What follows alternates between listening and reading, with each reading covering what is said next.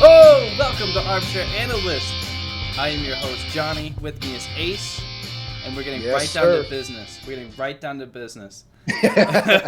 Episode 53. We've come a long way. We're almost at our little point where we can just take a little break and get to know ourselves, reimagine the show, come back bigger, better, stronger. Refreshed. Because it's so taxing to run a podcast. Well, it kind of is because you're thinking about it. When we each have, And our friends are so mature, they're basically like having children. So, I mean. Oh, God. Yeah, no kidding. The banter that we discussed, man.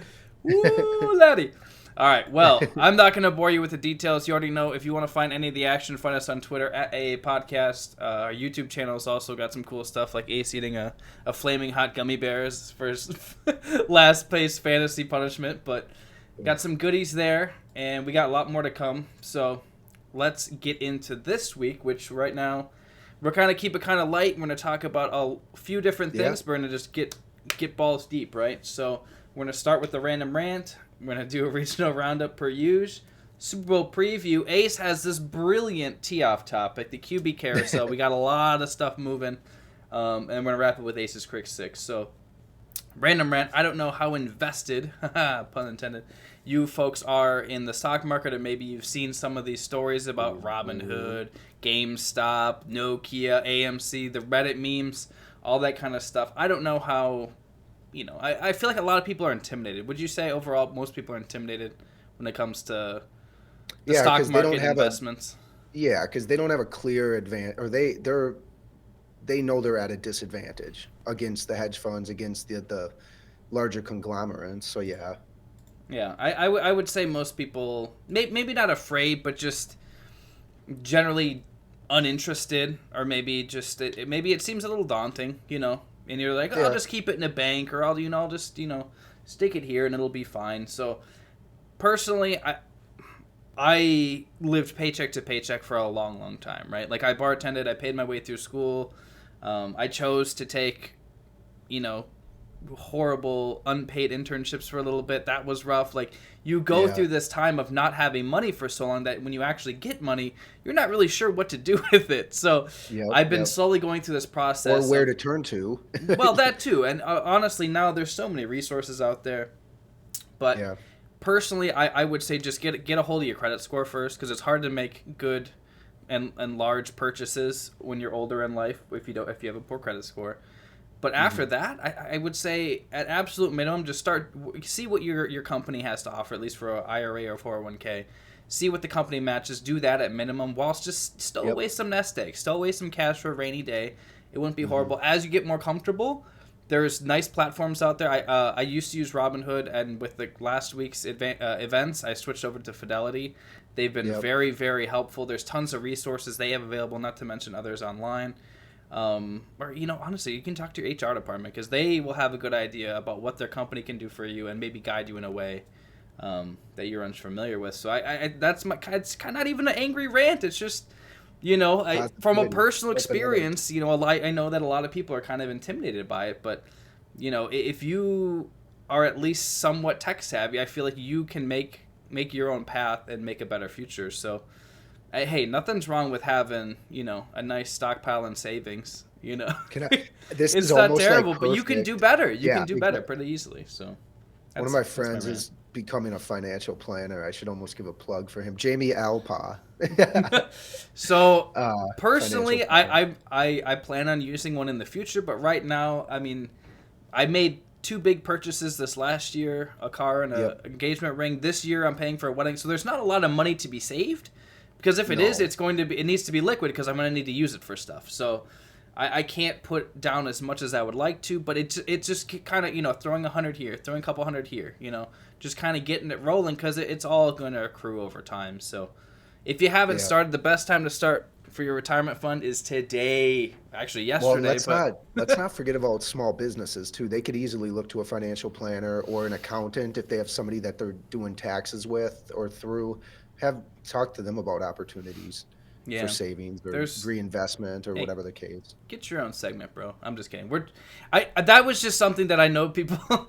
I know a lot of people are kind of hesitant on. So just speaking personally, like literally, I was living paycheck to paycheck, and now it's like, I'm putting that so far in the past that it'll never happen again. So, it's kind of sad when you hear people that need these stimulus checks. You see people don't even have, like 1,000 in savings. It's like, oh, geez, like that's terrifying. Mm-hmm. Something happens to your car, God forbid, something goes wrong in your house. I mean, Oh God, yeah, that's a large percentage that sure, doesn't. water heater, something like that. Yeah, Yep. definitely. But random rant over. You have some sweet regional stuff to cover with the Minnesota Twins. Yeah, I was doing a little recap of what I wanted to double check what the luxury tax was in baseball. It's up to 210 million right now, and the Twins aren't even close. We're at around 138 or 121.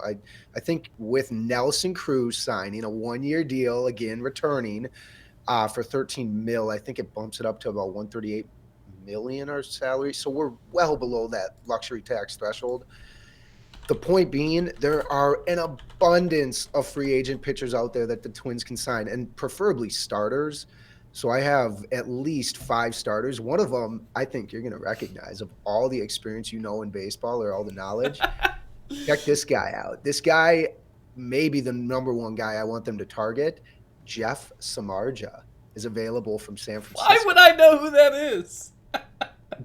Football. Jeff Samardzija. He played with Brady Quinn for Notre Dame. The receiver?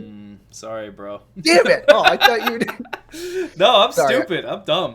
So he's actually got a fun story. Or obviously after playing football, he entered into the MLB draft. Got drafted, I think, his junior year, after his junior or senior year at Notre Dame. So, and made a really good career as a starting pitcher. He pitched for the Cubs, got a huge signing. Like, he made over 100 mil with San Francisco, inside with San Fran. So, he's obviously not what he once was. He's, mid-30s, but this is what the Twins go for. All of these guys that are available are mid-30s. We got Cole Hamels, Jeff Samardzija, Jordan Zimmerman, Jake Arrieta, and a younger guy, Trevor Bauer, who I mentioned last week. I think the Twins need to sign free agency. We got a tremendous lineup, and I'm going to be drooling over them more as the months, creep ahead to the opening day and all that. But, yeah, we'll let you – What do you think the Brewers are? I know they got something. Yeah, they just signed Colton Wong yesterday, but I mean Utility they're guy. shopping Hader, which I mean, Ooh.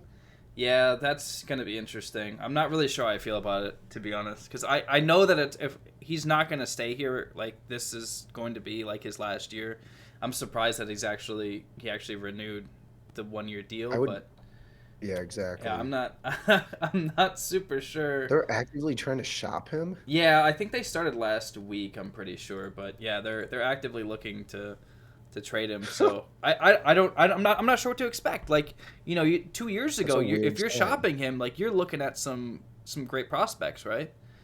Well, the Brewers, it seems like they need help in a lot of different areas right now, especially if they end up That's the him. thing too. It's like I was excited that I want to be. It's like, oh my gosh, like maybe we can get something for him.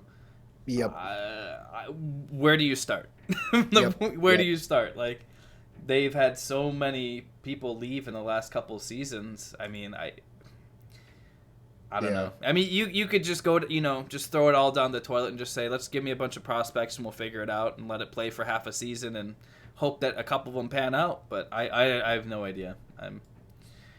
It's funny how, like, without fans, I think maybe we're more active on the social channels, but, like, not having them there, I think, is a different element where you can kind of, especially, I don't know. I feel like that could play into guys maybe hanging around too long or having, I don't know. Maybe obviously the coaches have a better idea of what they want anyway, so I'm just could be overblowing the whole not having fans situation, but I guess we'll find out.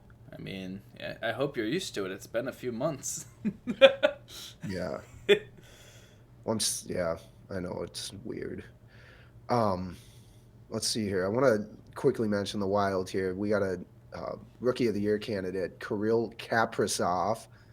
Boom! From Russia. We signed him Yeah, late in the winter, he's already scored 2 overtime goals for us, winners, early in the season.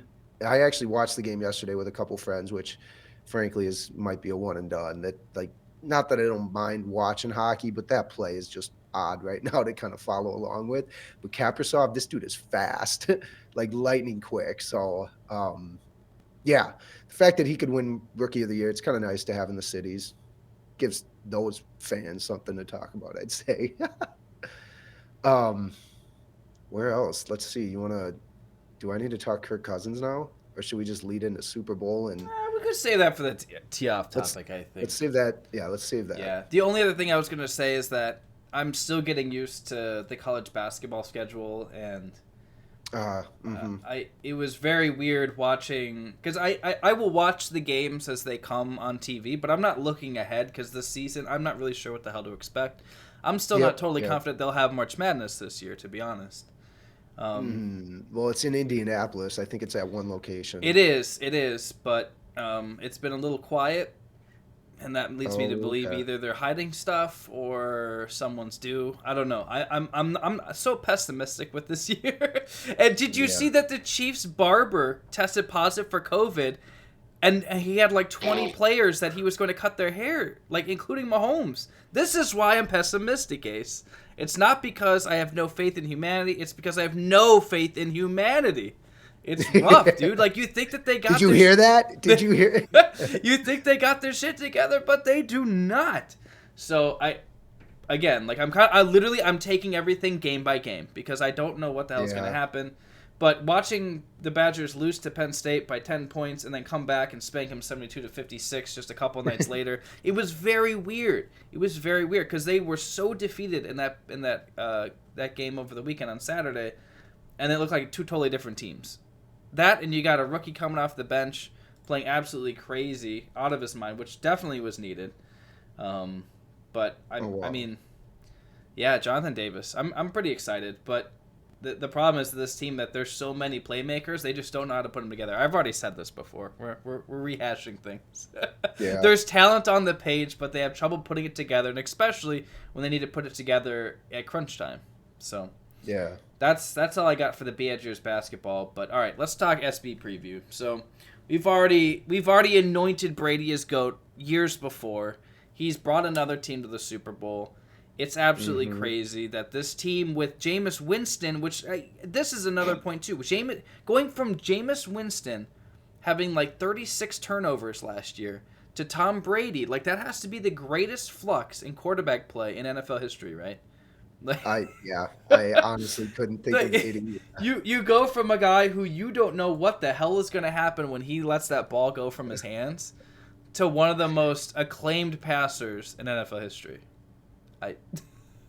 He got too, like, Jameis just knew he could chuck it up to Mike Evans and got way too confident and happy with that. I mean, yeah, I think we talked about this because I had him in a fantasy league. Yep. It's like you could either have 40 points or -4 points depending on the week. Like he could be really amazing or he could be so terrible. Benched after the first quarter. Yeah, that's true. That's right, because they were bouncing him and Fitzpatrick too. That's right. So, yeah, I can't. So I lived the last time the Super Bowl was in Tampa. I lived there, so that was Giants Ravens '99, right? Okay. Wow. During the turn of the year, so that was that. I know what it's like to have the Super Bowl there, and I know what the thunderstorms expected. Who knows? But I feel really bad for the fans because this is like we talked about this last week. This is a huge thing to have the Super Bowl at your home stadium, right? I saw a tweet this morning saying that they're not going to be firing the cannons for big plays because they want to make it a neutral site. Dude, you guys played your asses off this year. You know, your front office made the moves. You committed. You went all in with Brady. You made it happen. You deserve to have home field. Like you could say it's a neutral site. It's not a neutral site. Like it's literally in Tampa with the Buccaneers playing. Like you cannot have that. And I feel like it's just kind of, I think it's a slap in the face to the fans. Like whether you're a bandwagon or not, which I'm assuming based on the Brady jersey sales that happened the last 2 weeks, I'm assuming there's a lot of bandwagon. But at the same time, it's like, you know what? Go for it. Like, you guys did it. Like, this why else? It's not That's even a great point. It's not even home field then, right? Like, Yep. what's the point of making, the crazy improbable? It has not happened since the Super Bowl started. It has not happened yet. Like, let's make it a spectacle. Have some fun with it. And I understand, like, they even, I think they're gonna have 25,000 fans. So, like, yes, they've increased that at some point, maybe 22,000. But at the end of the day, this is such a unique experience that to not kind of go all out makes no sense. Yeah, I think it's a huge disservice to the fans. Yeah. I mean, obviously, there's nothing you can do. I mean, the Bucs already released a couple statements about it, trying to make sure it's a neutral site, but it's not, man. It's not. Don't dress this up as something it isn't. So that kind of grinded my gears. I know that's kind of off topic, but about the game though, like segueing, what's like the biggest storyline going into it? Do you think? In order for apparently the barber for the Chiefs, like. No, come on the field. Well, yeah, I guess technically. I mean, if Mahomes isn't on the field, if that's not the biggest story, I can't tell you what is. But wouldn't they theoretically would push this Super Bowl back, I would bet. If Mahomes, if you don't make any exception, if you don't make any exception all season, I think they would. I really think they would, which would be, I don't know. We don't have to talk about that. Whatever. No, because it's not going to happen. Optimism. Yep. But biggest storyline on the field, I don't know. I guess it's trying to avoid what happened last time, right? Because Tyreek Hill went for 5,000 yards in one game and 700,000 touchdowns. Like and I think we even talked because you actually had a highlight of all of his best plays, right? That was our soundbite. Well, against Tampa, that's right. Exactly, that's what I'm saying. Like he had like the game of his life against Tampa, literally just a few weeks ago. Did a backflip into the end zone. That always scares me, man. Those celebrations, always scares me. I've seen enough players get hurt trying to celebrate, but yeah, like I think that's what you got to be wary of because don't get me wrong, their front seven is terrifying, but Mahomes doesn't. He doesn't waver. It doesn't matter. Like you can try to get to him, but like odds are he's probably going to find someone to get to. They have enough pass catchers on that team in the backfield and in their receiving core that they can find somebody open. I don't know. They have to defend against the big play. That's what I was just going to say. Yeah. And the way to do that, I think, is they got to get continuous pass rush. And I don't know, like you said, if they're going to be able to hold up and do that. But you'll be able to tell early on how quick Mahomes is getting the ball out, whether or not they think they can take opportunities downfield. Yeah, preventing the big play and getting a score off special teams or defense. I think that's... Yep. Everything else will take care of itself. Brady's going to Brady. He's been in a couple Super Bowls. He has a little bit of experience. And that defense, I mean... Yeah, it is what it is, man. They're going to take care of business, but the thing is, it's like you're not going to stop the Chiefs, right? They're going to score. They're going to do what they've been doing all year, what they've been doing for a couple years now. The thing is, it's like stopping those quick plays, stopping the big plays, and then also being able to get the ball back and do something with it. Basically what the Packers couldn't do. Yeah, third down conversions, and stopping the big plays, and obviously moving the chains themselves, time of possession and whatnot. I still think the Chiefs are going to win, and this line, I think the line is so tight because I was just going to say, what is it now? I thought it was 3, so it's moved down a half a point, but I honestly think the Chiefs in like a legitimate neutral field would probably be, I think, 4.5, maybe 5, but what am I? I'm no handicapper, so. But my point is, I think the Chiefs are going to win. It's still 3. Is it? Okay. Yeah, Vegas Insider still has just 3. DraftKings still 3. Yeah, so I honestly, like, I know that everyone's worried about, the half point and a point, but, like, I feel like it's going to be one way or the other. Like, it's not going to be a field goal. You just have to pick the winning team and whatever odds favor you the most, whatever you can make the biggest profit from. Personally, I'm still kind of waffling because it's like, your brain's just going to be like Chiefs, right? Like, I feel like most people's gut instinct is going to be Chiefs, but it's like, I don't want to bet against Brady in the Super Bowl. Are you kidding me? Yeah. But all right, so and they have Brown healthy. Or go ahead, sorry. No. I was just kind of gonna pick your brain a little bit more because you put me on the spot because you like to do that. You like to see me squirm. Also, we should talk about our attire real quick. Oh my god. I don't know why, but Ace decided to put on a dress shirt and a beanie, so I have a flannel and a beanie, and we look like some broke joke discount rappers, and it is really awful. So that's neither here nor there. That's just a nice treat for you YouTubers to check out. Absolutely, the Trailer Park Boys. Oh my Picture gosh. us on Trailer Park Boys. We wish we could be the Trailer Park Boys. All right, so final thoughts on the Super Bowl before we dive into your amazing tee-off topic. You got Mahomes obviously early in his career, but what he's already accomplished is far greater than anyone could have expected. So presumably 2 future Hall of Famers. They're kind of going, honestly, this isn't the first time they've made up in the postseason either. Like, they've done this before. I just want to get your gut instinct. Like, what you see 2 amazing teams, you see some great matchups. You've already seen these 2 play already in the same stadium. What do you think happens differently this time? Well, I think they'll shut the big plays down with pass rushing, but like you said, the Chiefs can beat you in so many different ways, especially when you have, the frickin' cheetah there that you can line up all over the field and just create weird mismatches, and that allows Kelsey to get open and the other guys, plus Sammy Watkins if he ends up playing again. Their offense is just nuts. So I don't know how you keep up with that no matter what. So, and the Bucs don't want to get into that sort of shootout game either. So that means they're gonna have to run the ball and waste time and whatever. Try to move the chains. It was kind of weird, like when the Bucs and Packers played in the NFC Championship game. It was really weird seeing a team kind of copy our formula. Hey, we're going to put up a ton of points early, and we're not going to do jack for the rest of the game. It's like, obviously, that's not going to fly in the Super Bowl because they're not lacking for offense in Kansas City. So I think that's going to be something that, I don't know. I'm not the biggest Bruce Arians fan, but there's so much talent on that roster. I feel like you and I could coach them and at least get them to halftime, right? But yeah, they got 4 quarters to play. It's not one half of football, so that'll be the test. I think more to your point, quick. Both QBs I think want to just show out because I know Brady talks about playing longer, but dude, it takes 1 hit, and I know for most quarterbacks it could take 1 hit and you're done. So that's something that I kind of want to touch on too because I remember, it was Kenny Clark. The Packers sacked Brady once, and we talked about this. And he already knows that the play is done. He knows he's going to get sacked. And if you watch, he just folds over like a lawn chair. He just buckles because you don't need to take the big hit. You're not going to be able to get a last-second crazy, magic play out. That's not going to happen. So he just lets it happen. He just takes the sack.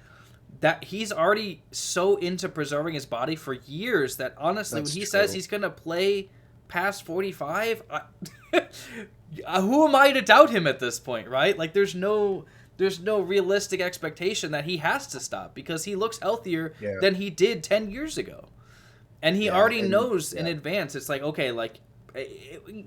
another good point is, if you're worried about him getting hurt or getting in trouble, remember that he has to practice against the Bucs defense. He has to practice against the Bucs front 7. He is very, very acquainted with a good pass rush. So while I know that Frank Clark and company are going to be coming at him like rabid wolves, oh my gosh, it's going to be difficult, dude. Like I can't. It's undeniable that he is the best quarterback. Maybe not the most talented, but he is like the best overall quarterback in terms of just all the grandeur, all of the accomplishments, all of the winnings, all of the records, all that kind of stuff. He knows how to play quarterback. Like, there's no doubt about it. And the fact that he has already been preserving his body like this for years, like, I don't know, man. The pass rush might be scary, but I'm not worried about him taking that 1 hit because he's worried about it more than we are. Clearly. His instincts. You're right. He's still got the instincts, and being able to read the defense, all those keys makes him who he is. So for shizzle. All right, so we have this awesome tee-off topic, which is going to be a topic for everybody for several months now, at least before the draft and once free agency kicks off. So we've already seen some big moves in the quarterback market and free agency. Also, we're skipping the sound by the week. Sorry. Oh, we're phoning it in. We're phoning it in today. No. We still got the quick 6. No, Hang in there. We're hanging. So, We had a huge trade announced last week. Stafford to the Rams. Absolutely huge. I think it's a great deal for both Goff sides. to the Lions. Don't forget Goff over there. Goof, I'm not worried about Goof. He's probably... no, I'm not even into it. It's a really good deal for both teams. The Lions have been looking at rebuild after rebuild for so long that they don't know what a real rebuild looks like because they've just been kind of patching the crappy parts. Like, you can't throw duct tape on a pipe and expect it to hold forever, but they damn sure tried, didn't they? So now they have some draft capital to work with. They have a sort of serviceable field quarterback that they can throw on the field to make it look like they're still playing football for a couple years. And Stafford actually has a chance at maybe doing something in the playoffs and making some noise. I mean, with Jared Goff, they were able to get where they got, a divisional round. But they have so many more weapons. The line's a lot more, advanced, and the big thing is that defense, getting him the ball back, giving him more chances to score. Cam Akers really came into his own towards the end of that season. That play action pass. They with Stafford, you can open up the playbook tremendously. Yeah, I think when that offensive line is healthy, they should probably add. They don't have the depth. The problem is once they lose a tackle. All of a sudden it's like, well, you're throwing in. The Johnnies and the Aces of the world. And, I mean, I'm not saying, Stafford's injury prone still, like in his early days, but he's not young. Yeah. Let's be completely clear about that. He's not a young guy, but he's experienced enough, much like Brady, to know when to throw it away, know when to just fall down and take the sack. So I'm excited. Like, I have always felt bad for the best Lions players. Like, you felt bad for Barry, you felt bad for Megatron. Now you got Stafford, who... just so dejected by the Lions, and hey, now he's gonna go to sunny LA. Hey. Yeah. Oh God, live with Kershaw. No, and so the main reason I wanted to bring this up, the tee off topic, that just the whole QB carousel, is because of that trade kind of starting off. The movement. Was it Schefter that tweeted? I think we talked about it. There could be 18 QB changes this season. He had tweeted out not too long ago, and then even listed Aaron Rodgers in there, which I don't think is going to happen. He listed Roethlisberger too, which I'm not sure will happen either with their coach signings. But it's going to be nuts. I mean, now the latest rumors are Kirk Cousins to the 49ers, Derek Carr out there. Obviously, Deshaun Watson is still sitting there. These guys have such a strong brand now to be able to force this sort of movement, I think. Like even Ryan Fitzpatrick still wants to play. I think that dude has a place to sign. Like, it's just nuts what's going to all happen. And so I wanted to open it up because I'm curious. Do you think Cousins gets traded this year? Do you think there's do you think 18 okay, so two-part question. Does Cousins get traded, and is there 18?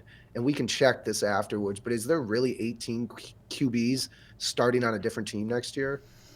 I think that's just the possibility. Yeah, I think it's more the possibility because I obviously, like, Trubisky could be gone. Rodgers, no way they're eating that cap. There's no way. Yep. You got a lot of players in different places, and obviously I think we can all agree that Sam Darnold's probably not going to be playing for the Jets, or at least starting for the Jets next year. You got Danny Dimes for the Giants. It's like, you had a couple years. It hasn't been great. The talent around you hasn't been great. Barkley hasn't been healthy. The defense certainly wasn't doing you many favors either, but it's like, do you keep giving these guys chances? Do you bring someone new to try things out, see how things go? I don't think it's quite as high as 18 because I think a lot of those are just saying that there's a possibility, whether it be high or low. But there's going to be, it's double digits for sure. For sure. I mean, because you've got players that are either on the verge of retirement, a la Drew Brees, or you have people, who are in position. Phillip Rivers, who already retired, so they got to fill that void. And, I mean, there's literally no one slated to play quarterback right now. Yeah. Because Brissett was a free agent. He's gone. So you have a lot of openings here, and there's a lot of teams. And that, I think that's another reason why I haven't mentioned this, but there's actually been rumors that Jordan Love might be traded. So initially everyone was like, oh my gosh, why are they drafting Rodgers' replacement? They need this, they need that, they need this and that, whatever. And understandably, because I was also the person throwing my remote at the TV and cursing that evening. But it's dude, they draft and develop. That's what they do. They draft that's quarterbacks and stupid develop. though. I understand it's a little backwards, but they're not a team that's going to draft a quarterback and just throw him in. So he's going to sit. Rodgers has at minimum this year before he's actually like can reasonably be traded to a point where they could Do they actually. really think Jordan Love has value? Like, what do you? Because here's the thing: if you trade You him just said and that get there's picks 18. back, There's 18 spots. There's up to 18 spots. Like if quarterback is the most important position in the league, if you have somebody who is consistently not performing, nuts. or what Yeah. stuff happens. You have Burrow blew up his leg. It was horrible. Haskins gets some Twitter pics at a nudie bar and he's gone. Yeah, You have these young guys that you are very volatile and unpredictable. You don't know. The problem is Love. You also don't know. You didn't get to see him in camp because it was closed to reporters. You didn't get to see him in preseason. He didn't even put on a jersey or pads the entire NFL season. He was deactivated. So you don't know what he is. He's an unknown commodity, but unknown is better than a known bad commodity in the NFL. You just opened up kind of a Pandora's box for me, because if let's say the GM of the Packers knew, okay, hey, let's just make this trade bait because we think other teams think this pick is valuable, Jordan Love, right? Don't you think you have to turn him around and get picks either, like, because inevitably you're going to get picks, which means if you don't get offensive weapons again, like, it's just going to be the same carousel where Rodgers feels like that whole crap that's coming out where Rodgers feels like he's, needs to get revenge and shit. Like, does that just add more fuel to the fire if they end up trading Love, but it amounts to more picks that don't add up to any, I don't know. We're kind of going off again, but like I said, you're going off. Yeah. I mean, in all honesty, like the thing is, it's like, what do you hope to net? Because they traded a 4th rounder to move up in the 1st to take him. So, Yeah. I mean, unless you're getting a 1st and a 4th, you're already lost. And I highly doubt you're going to get a 1st round for a completely unknown commodity in the NFL. But, I mean, that being said, the Duke could have an amazing preseason. Rodgers gets, God forbid, knocking on wood, Rodgers gets hurt. He steps in, does great. You deal him at the deadline. Rodgers starts. You get everything back. I don't know. I'm not a front office GM. I'm just telling you that because of this volatility in the quarterback, the most important position in the game, there's a lot of moving parts, and there's no reason to believe that people aren't going to overpay for a quarterback because they've been doing it all the time since time began. So I think what's going to happen is this is going to amount to, down the road, players are going to end up, or teams, GMs are going to end up trading those higher picks up to just continue to move back, because they're going to look at the free agent market for quarterback, even if they think they can draft unless it's like a Trevor Lawrence or like a once in a generational player, I could see him trading those high picks back to get prospects and going the free agent route. If they know there's going to be this abundance of free agent talent. But I think this year's an anomaly, though. This year's an anomaly. Just like you have draft classes that are heavy in certain areas, you don't have, like, you have to remember, not too many years ago, your quarterback was touted as like the greatest free agent QB because they just don't typically go to market. Like, that just doesn't happen unless they're way past their prime, or they just have such a ridiculous deal. Maybe, but for right now, there has not been a quarterback prospect that was bigger than Kirk Cousins, which I was like, really? That's the biggest? But you look back, like, they get traded. They don't, or they just get re-signed, or they retire and then they pull a Favre and, they send a penis picture to somebody on another team. Like, they don't just go to market. Like, that's not a thing. If it becomes a thing, that's great, but historically it is not. So I know that you want to talk a bit more about Kirk Cousins. I'm worried because his cap hit this year is insane. Like, as much as you want to say that Watson's coming to town, the Texans are in no place to accommodate that Cousins contract. No. Although I'm very certain that they swallow his bonus, so that kind of helps the hit overall. But I don't know. I mean, are you think the Kirk Cousins experiment's done? You think you're ready to move on, or? Well, that's why I think because teams are looking at it, they almost need to win now mentality. I think that's kind of shifted after what Brady did to be able to assemble somewhat of a team down there.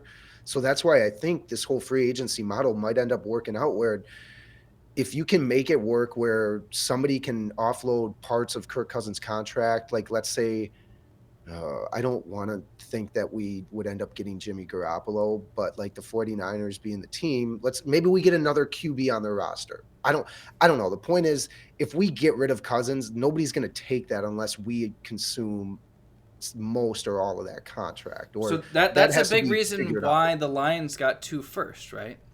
Because it's not. Don't be wrong. Stafford is a very talented quarterback. He's done amazing with what he's been surrounded by. But he's not worth 2 first, right? It was for them to absorb the horrible Goff contract and Stafford. So it was, 2 firsts and a third, right? Yep, I think? Yep. Yeah. I hate to say it, but we look at it like, I don't know if this is all Vikings fans, but we look at it like, dude, we can't even beat the Packers in our own division because they got Rodgers. And I hate to say it, but I think a lot of teams, or at least the Lions, I think we all look at it as like, shit, until Rodgers really retires, we're going to have to face that team still, even if it's not in the playoffs. Let's just say we're going to end up having to face a marquee quarterback, and it's slim pickings now when it comes to that, because they really can change the course of the game. I was actually talking to the VP of our company. He's a diehard Vikings fan, and I was just asking I'm just asking him what he thought about the trade. He's like, I don't care what the Lions do. The Vikings still got to beat Aaron Rodgers twice a year, so I'm worried about that. Yeah. Like that, it's hard for me to get in that frame of mind, but it's true. Because it's like, no matter whether you got Cousins or whoever the hell throwing the duck behind the line of scrimmage, it doesn't really matter, because you have to worry about the defense and how you're going to be able to stop him, and then how your offense is going to be able to put up points. And like, Kirk Cousins has not done bad by any means. Trust me, I joke about him a lot, but he hasn't done poorly. It's just there's certain scenarios where it's like, okay, like, you should be doing this. We've seen good quarterbacks do this at this time, and he's not. So, don't get me wrong, that comeback versus the Jaguars was legendary, but unfortunately the Jaguars aren't who you're facing in the playoffs. Correct. I was going to say, he's had some comebacks, but yeah. Yeah. My final point, Brees retirement, just your quick thought. Because personally, has he retired, it's been bothering me. I think about it at night about Drew Brees. Retired? I need you to think. You think he's done, he retires. Nothing left to prove. Hang up the cleats, old man. Or do you think that last game was so bad that he has to come back? Yes, I'm going to say he doesn't. I'm going to say he doesn't, and he comes back. I'm going to go contrarian. Because that last game, I mean, it was cute watching the Bradys and the Brees throw their football around. Yeah, but when he hugged him, it's like, yeah, you got thrashed. Like, that was a really bad game. Like, I love that all of the commentators have been trying to cover for Brees' lack of arm strength the entire season. It seemed like everybody was in on it. But then whenever you saw him throw a long pass of like 20 plus yards, they were almost all errant throws. Like, look at Michael Thomas. Even when he was healthy and he was on the field, he didn't even have a catch in the playoff game. Yeah. They could not get the ball to the people that mattered. You can dump it off to Kamara 80 times a game. You ain't winning that way. You're going to have to stretch the field. Brees looked horrible in that. He did. I hope that he retires for the sake of his legacy. Correct. For the sake of everything. I really hope that he retires. But I don't know. I was just thinking of that last time. I'm like, dude, he's got to retire, man. Like, he will retire. Just stop thinking about it. He'll retire. I'll just say that. Now I can rest easy. All right. That is our topic. We will definitely be back next week. I just want to kind of update y'all.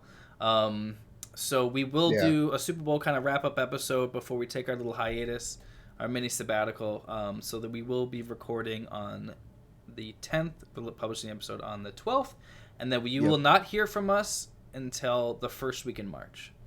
So we'll take some time. Going to get a nice announcer. We'll finish up the website, some other fun stuff. We have a couple interviews that we've been pushing off just because it's mostly football, and we'll switch gears to basketball pretty quickly. So, Bucks ball, Bucks basketball. Nah, man, T-Wolves, baby. Ow! Hey, take a look at these names quick. We don't have to. Oh my gosh, come on! What are you doing to me? The Aces Quick Six. The best part of the show. All right, take it away. This is. I'm literally just gonna run through these names. I don't even know if they're all correct or not. Wait. So are you just gonna say these and try to pronounce them correctly? Yeah. So there's 10 players. If you've been listening to the show for a while, you know that Ace struggles with any sort of non-Americanized name. So it's been kind of a running meme, and it might even be a part of the website where you just hear him. You can submit names, and he just has to try to pronounce them initially. So, oh, you don't even have Ngakoue on there? All right, so he's got a long list of names. He's going to try his best to go through them and say them without messing up. So, turn up your volume. These are names from the Super Bowl. From the Super Bowl. These guys are playing in the Super Bowl. All right, Buccaneers side. Vita Vea. Ndamukong Suh. Raheem Nunez Roches. Oh, God. Anthony Auclair. Whatever. Martinas Rankin. Ooh, that one came off good. Stefan Wisniewski. That's better. Yasir Durant. Oh, God. Pass. Tano Kapasagnon. Tyrann Mathieu. I think that one's how it's pronounced, unless I'm whatever. Here's my favorite. I had to add this. Legarius Sneed. That is a really cool name. So that one I knew I would get. That was the most irrelevant quick six of all time, but I'm okay with it. Last week we did do actual quick six where we have the prop bets have for the Super Bowl. So MVP, coin toss, national anthem, first TD scored, or first score a TD or field goal, and by whom, Gatorade color, and who wins the game by how much. So we took care of business last week. We're kind of phoning it in still, but and remember, there's a max on prop bets, folks. Yeah, for good reason. We already maxed out our bank accounts with the meme stocks, but all right, that is our episode. Thank you guys so much for listening. We have one more episode coming before our break, but it's been a pleasure. Yeah. It's been fun. Yes, sir. It's been cool, and I'm really excited to see how the game turns out, honestly, because much like last year, you got an amazing defense versus amazing offense. Obviously, only one can win, and at this point, it's like, whose legacy are you trying to add to? Does Brady really need another ring? Does it matter? Probably not at all. If Mahomes does it again, he's already got 2 Super Bowls, whereas Roger has 1. That makes me feel insecure a little bit. So we'll see whose legacy increases. Find out this Sunday. But no, we appreciate you guys listening. One more episode next week, like I said, and then we'll have a little break. But you can keep following us on Twitter at AA Podcast. See everything we're doing, what we got coming. And trust me, it will be a lot of stuff. Ace has been working night and day tirelessly. That's why he has so much caffeine in him right now. He's just jacked. Also, check out our YouTube. We are on every platform available, too, for streaming. So, yes, sir. Wherever you like to listen to us, download, take us with you. We like to travel. It's cool. Oh, yeah. Little knapsack. All right. First, whatever. I am Ace. That's Johnny. We are Armchair Analysts, and we are out.